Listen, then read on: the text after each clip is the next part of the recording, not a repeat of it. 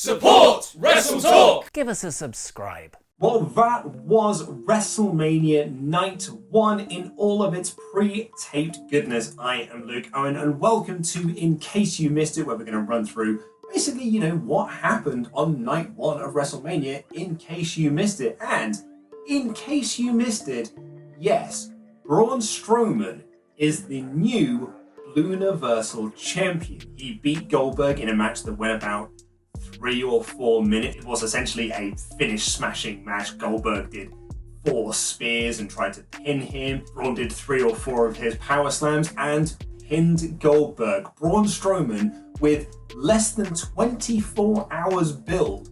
There was no video package for this because the build was just Michael Cole said so. The build for this match was non-existent, and now, less than 24 hours after all of that, he is the Blue Universal Champion. Now, of course, the original plan for this was to be Roman Reigns. Roman Reigns versus Goldberg was the plan. However, when The Miz showed up to an episode of the SmackDown tapings and was unwell, he made the very, very wise decision, and more credit to him, to take himself home because of his leukemia, and he is more at risk than other people with all the Steve Corino stuff going on. And so WWE continued to promote the fact that Roman Reigns was facing Goldberg. However, in actuality, it was going to be Braun versus Goldberg. And yeah, here we are in the situation where the last minute replacement, as Adam Blompier quite rightly predicted, also F off Adam, that the last minute replacement did win the match and is the... It's weird to say, but Braun Strowman, after all this build, after all of his failed attempts at winning this title, just won it. And that's it. He's now the champion. Also, if you're thinking that the lighting's a bit weird and the sound's a bit weird, I do apologise. I am recording this at 3 a.m. I'm very aware that my wife is asleep in the room behind me and my neighbours are asleep in the room next door to me, so I'm trying not to be too loud and wake everyone up because normal people aren't watching WrestleMania and they're just trying to sleep. Some of the other big news was that Becky Lynch retained the Raw Women's Championship over Shayna Baszler because Shayna Baszler got Samoa Joe'd, where she locked in her clutch and Becky rolled it through to get the win. So it wasn't like the big decisive win. She didn't make Shayna tap out, so you could extend this feud out and have them do more matches down the line. But really, it does feel that WWE are just setting up Becky to face Ronda Rousey when she eventually returns, which could be at SummerSlam if all the Steve Corino stuff is done and dusted and we can all get back to our regular lives, which does seem like it could be the case, although really we don't know. This was easily Shayna Baszler's best match on the main roster. She had some really good matches down in NXT, but I don't think she's had the opportunity to really show how good she can be up on the main roster. And she got to show that here, and she and Becky had a really, really good back and forth match, and I really liked the finish. Laurie on our live stream reactions was not a fan, but I didn't mind it, particularly because I think the bigger picture is Becky versus Ronda. So yeah, what also happened? Oh yeah, Alexa Bliss and Nikki Cross are now the women's tag team champions because, they're still a thing. Not really got much else to say about that. Good match. Really, the only notable thing about this match was that Alexa Bliss's outfit appears to be inspired by Powerline from a Goofy movie, aka the greatest Disney movie of the Renaissance era. There's no arguments there, don't at me, it is the best movie Disney made in the 90s. And the main event of this show was The Undertaker versus AJ Styles in a Boneyard match. That was... I don't know. I mean, I've only just finished watching it 25 minutes ago, so I really haven't had time to process this. I laughed uproariously throughout because it was dumb, silly, goofy nonsense.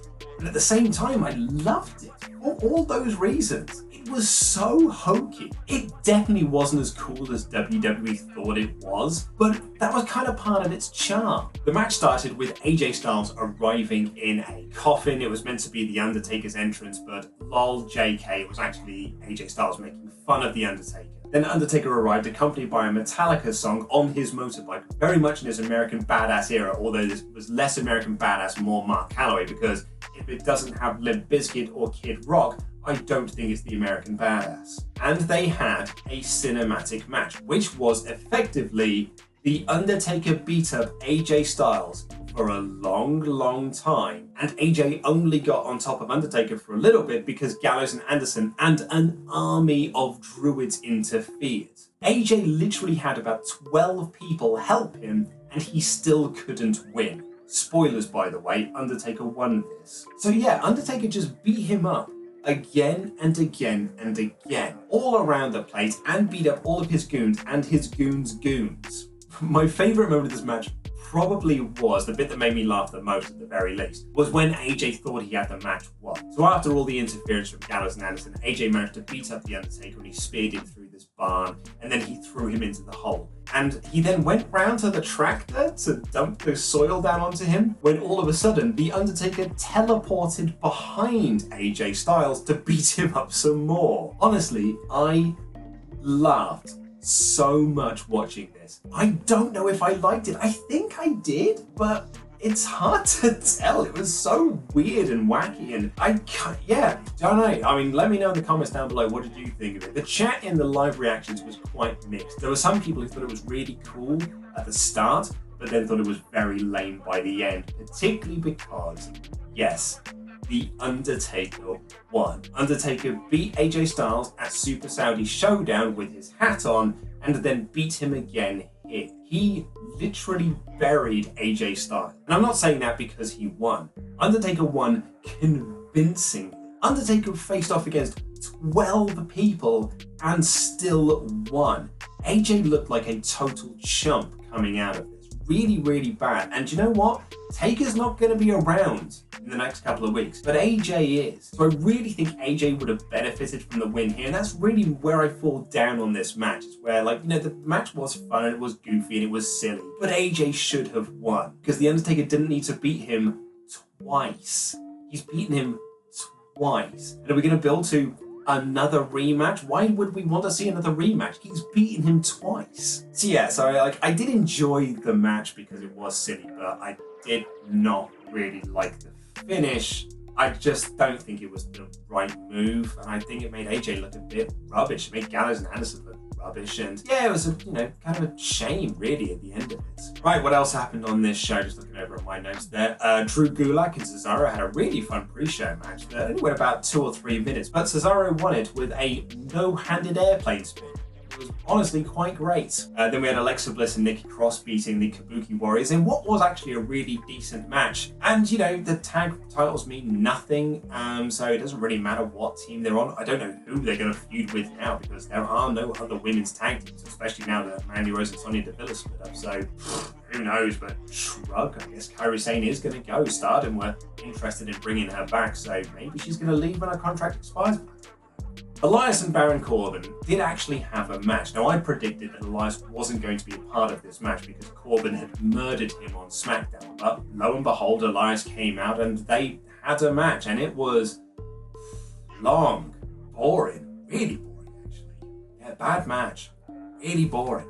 I like Corbin and I like Elias, but man, this was boring, really bad. And Elias won. Then we had the Becky Lynch versus Shayna Baszler match, which I said I actually really enjoyed. I thought it was really fun.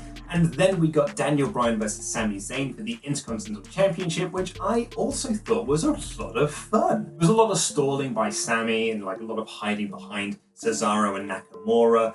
And there was a lot of character work here, which is why I really enjoyed it. The key to this was in the finish, where Gulak had taken out Cesaro and Nakamura and then was coaching Daniel Bryan and told him to go to the corner to get ready for his big running knee, but in kind of a way distracted him. And then Cesaro and Nakamura attacked Gulak, which led to Daniel Bryan running out to attack Nakamura and Cesaro. And then he dived off the top into a haluva kick from Sami Zayn for the win. So Sami Zayn retained the IC title. And the point to all this is that Sami Zayn did not get any offense in whatsoever, but it was all character based. He's not meant to be getting offense in the same way that he didn't in the Braun match. By the way, Braun's the Universal Champion, just in case you missed it. So it totally makes sense to finish. It furthers the Bryan Gulak relationship. It furthers the Sami Zayn character and Cesaro and Nakamura. I thought this was really well done. And in more cases of false advertising, WWE announced on this show show that The Miz was too injured to be in the ladder match, even though the reports had told us that Miz was ill and had to be sent home, and that's why the match was changed. And that match was a triple threat ladder match between Kofi Kingston,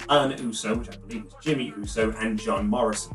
And Morrison got the win with a really clever finish. This match was quite insane, really, considering there were no fans at ringside. These three went hell for leather and just did the exact same match they would have done, and kudos to them and big thumbs up for them because they put their bodies on the line. But the finish was a lot of fun. So all three of them were on ladders and all three of them were reaching up the belts, and they unhooked the gold thing, the gold thing that holds all the belts together. And Kofi and Jimmy pushed Morrison off the ladder so that he fell through a ladder bridge. But in doing so, he grabbed the two belts. So he fell off the ladder onto the ladder bridge with both belts, so he won the match for him and Miz. It was a really creative finish, and one I didn't see coming and didn't realize what had happened until after it had happened. So yeah, massive thumbs up for this. Really, the only thing I didn't like about this match, and this is super nitpicking, was where they did a spot where Jimmy Uso was pushed off a ladder to the outside in this very big, oh my god, can you believe he made this big spill? And he didn't make that big spill. It was all around editing. So they just sort of shot it and, he probably landed onto a crash mat. And then they just showed another shot of him lying on the floor, which looked a bit hokey. It was kind of like Elias being murdered in that sort of like Mufasa moment of, oh, he live the king that we got on SmackDown a few weeks ago. It was a bit hokey and it kind of detracted me from the match. They didn't need it. I don't know why they bothered putting it. And the other big match from this show, and a really great match, was between Kevin Owens and Seth Rollins. This was a lot of fun and I really enjoyed these two working together. And again, all around characters, and it was just fan-freaking-tastic. And I actually thought it was going to be a bit damp because Seth Rollins got himself DQ'd, and I'm like, oh, that's a bit lame. I'm actually quite sad. I was really enjoying the match up until this point. I was worked because Kevin Owens gets on the mic and challenges Rollins to a no DQ match. Bad news for Owens because Rollins beat him from pillar to post, absolutely laid waste to him, reveling in the fact that he couldn't be disqualified for any of the actions that he was doing. And it built to the big spot at the end where Kevin Owens dived off the WrestleMania logo through the announcer's table like he was KO Mac. It was really spectacular, very cool, really cool finish. He then rolled Rollins into the ring where Rollins was, apologizing and almost begging off, and Kevin Owens hit the stunner and got the win. Big thumbs up. I absolutely loved it. Then we got the Braun Goldberg match where, Braun Strowman is the new Universal Champion. He lost to Sami Zayn last month, but who cares? What? Braun's the champion. And then we got the main event. Do you know what? Aside from those couple of things, and aside from the Elias Corbin match, which was really boring, I loved this show. I thought this was a really fun pay-per-view. It didn't quite feel like WrestleMania. I'm not sure that was just because of the lack of live crowd. It didn't really feel like WrestleMania. It was odd to say, really, because they are working with what they can. But as a wrestling show, I did enjoy it for the most part. I would certainly give it a solid 4 out of 5. But it was a lot of fun. I had a great time watching it. What did you think? Let me know in the comments down below. And also click the videos that appeared on screen to catch up with more WrestleTalk awesome things. We've got even more coverage of this show coming up. Ollie Davis is going to have his review going up later today. And myself and Adam Blomp here will be doing the WrestleTalk podcast review of it. And then later on that day, myself, Laurie, and Pete will be doing WrestleMania reactions to Night 2, which has got a very stacked card. Thank you for watching. Take care. I love you. Goodbye.